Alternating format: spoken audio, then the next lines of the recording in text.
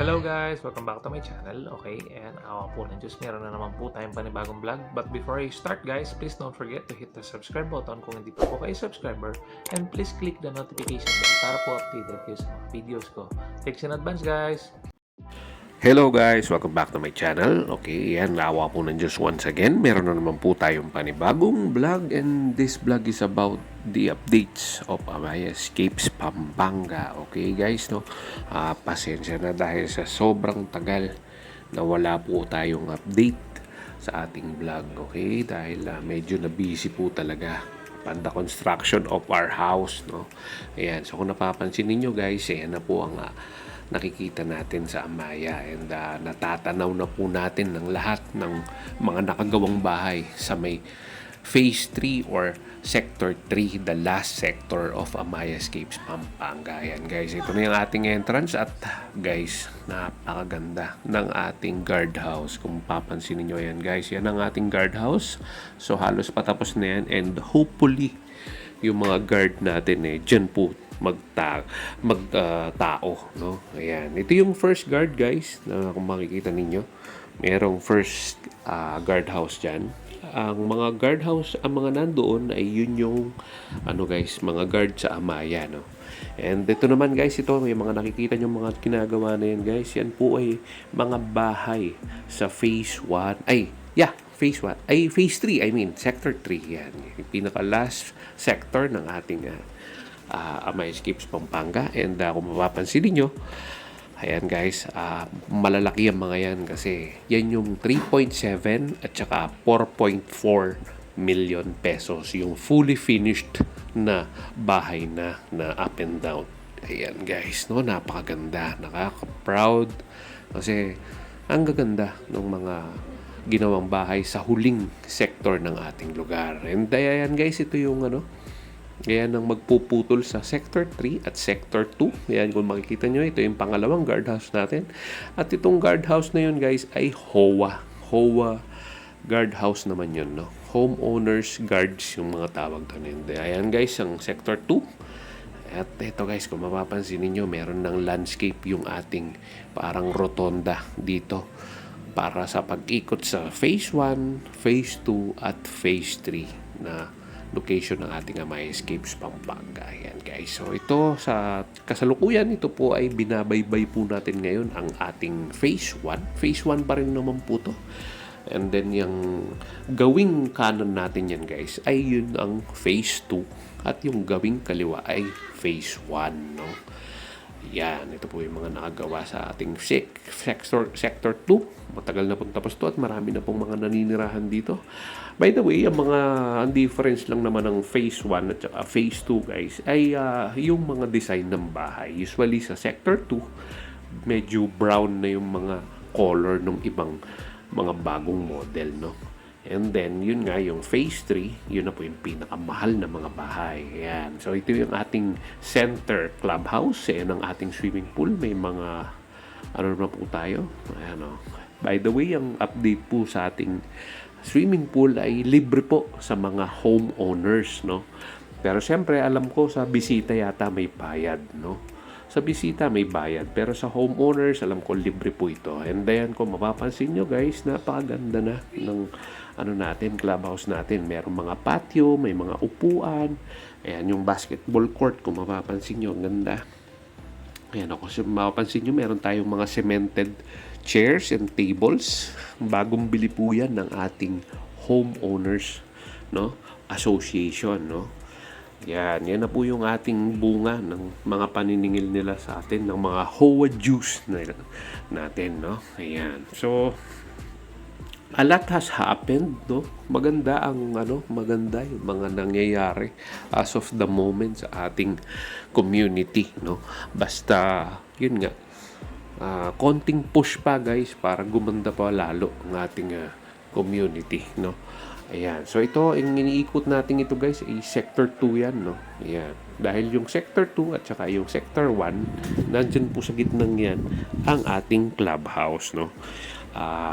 Ayan. So iikot muna tayo nito niyan guys. Papunta na naman ng Phase 1, and hopefully ikot ako dun sa pinakadulo para maikutan pa natin yung phase 2. And yung pinaka-last na pag-ikot natin is yung papunta sa phase 1, going to my house, no?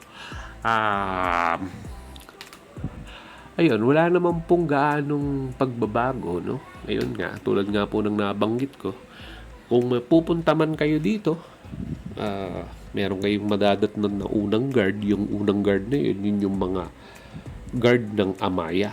And yung pangalawa namang guard na guardhouse na makikita ninyo, yung nasa rotonda, yun po yung mga guard ng HOA. Yun po yung mga nagbabantay sa atin, no? Ang hawak na po ng HOA ngayon ay phase 1 and phase 2 kasi may mga nakatira na rin po sa phase 2 or sector 2, no? Ang alam ko, ang sector 3. Ang hindi ko pa alam kung may nakatira na. Pero alam ko halos marami na rin po. Actually, hindi man nga marami lang eh. Halos, hindi ko lang alam kung sold out na yata. So, tingnan nyo na lang guys, no? Ayan guys, dapat liliko na ako dyan para umikot sa phase 1. Pero naisip ko, try ko munang umikot dito sa sector 2, no? Ayan guys. So, kung mapapansin nyo, yan, yung mga bahay na yan, sector 2 po lahat yan, no? Merong ano rito, parang multi-pad na second floor. 4 na magkakadikit po yan. Yan yung sinasabi ko sa inyo, yung design ng sector 2, yung may pagka-brown yung ng mga bahay na second floor. Sa phase 1, wala pong ganyan, no? New models na po kasi ang mga yan. Ang hindi ko lang mahanap yung bagong model na na bungalow, yung brown color na bungalow. Parang wala pa kasi akong nakitang gano'n. However, ayan guys, yung sagad ng sector 2 hindi pa po talaga gawa. Kaya dito lang muna tayo at umikot na tayo pabalik sa phase 1. So, ayun, ano pa bang updates natin? Wala naman pong updates. About sa channel ko guys, may mga nagtatanong, no? Dahil sa mga nakaraang bagyo na dumaan sa ating lugar. Guys, wag po kayong kung nag-i-invest pa lang po kayo sa ating lugar sa Amaya Escapes, Pampanga, wag po kayong matatakot na kung binabaha ba ang lugar natin or what, no? Alam nyo guys, ang Amaya Escapes, Pampanga ay mataas na lugar. Wala hong binabaha dito sa Magalang area. Kaya para po sa mga nagtatanong kung meron man pong baha sa ating lugar, wag po kayong mangangamba na binabaha po sa ating lugar dahil babahain na po siguro ang Angeles pero hindi pa babahain dito dahil mataas po ang ating lugar, no?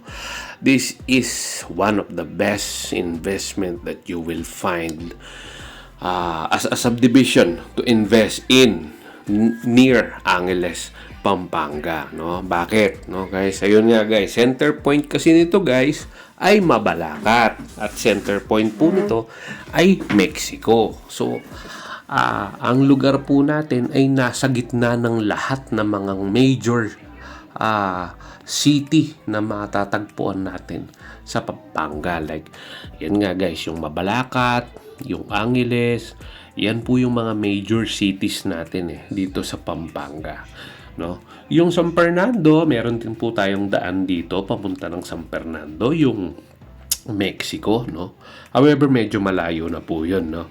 So, kaya itong lugar natin ay mas recognize siya sa Angeles at Magalang. So, ayun. So, kung yung problema ninyo sa schools, by the way, ang mga anak ko, guys, ay in-enroll namin sa Young Builders School, no? This is very near in Amaya Escapes, Pampanga. However, hanggang ano lang yun, guys, hanggang grade 10 lang. So, ang problema namin nito ay yung senior high school. Hindi pa namin na-check kung saan. Pero yung nakikita namin na senior high school near the area ay Systems Plus College Foundation, which is in Balibago area. So, medyo mag-ano tayo dyan. Babiyahe tayo ng kaonte. Or simply, diretso na tayo sa Holy Angel.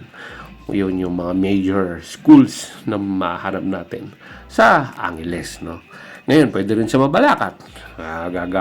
Maggagawi tayong pupunta ng Bicol area, no? Ayun, so yun ang ating update sa ating Amaya Escapes, Pampanga. Wala naman pong halos pagbabago. Ayun, yung huling nakita ko lang is Alam ko bawal na yata yung ano, hindi na yata nag-grass cut ngayon ulit.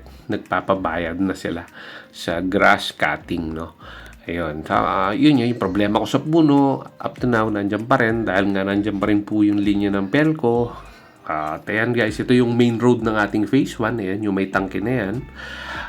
Also pala guys, sa mga magtatanong, tungkol sa kuryente at tubig natin dito. Maganda naman ang tubig natin. Minsan may time lang na medyo madumi. Kasi baka nagbabackwash sila or something, nagme-maintenance sila. Pero all the time guys, malakas. Alam nyo, kahit nga minsan brownout dito, may tubig pa rin. Ang ganda ng supply ng tubig natin dito. Ang kuryente naman, madalang mag-brownout, no? Madalang. Actually, kahit nga malakas ng ulan dito, hindi pa rin nag-brownout. Pambihira. Iba siya. Kasi guys, lalo na kami, no? Galing kami sa Mabalacat City. Sa Mabalacat guys, halos maraming beses ang pagbo-brownout, konting ulan lang. Dito guys, umulan na ng malakas, hindi man nagbo-brownout. Bihirang-bihira mag-brownout. Maganda yung Pelco 1 natin, no? So yun guys, I think we're done. Yun na po ang ating vlog for today. Malapit-lapit na po ako sa bahay ko. Kaya na po yung puno, kung mapapansin niyo. Nakatira po ako sa may manga tree, sa may mango tree. Yan yung pinoproblema ko guys, kasi nakabangway na yung puno sa bahay namin. And hopefully, siyempre guys, pagka nagkabunga yan, babagsak na yan sa bubong ng bahay namin. Yan ang nirereklamo namin. Sana ma-trim ito in the future. So yun guys, I think we're done. Yan na po ang ating vlog for today. Kung meron po kayong questions, huwag po kayong mag-hesitate mag-comment. Try po natin itong sagutin sa abot ng aking makakaya. Again, thanks for watching. Keep safe everyone. Thanks be to God. Bye for now. Dito na muna ako sa aming bahay. Bye!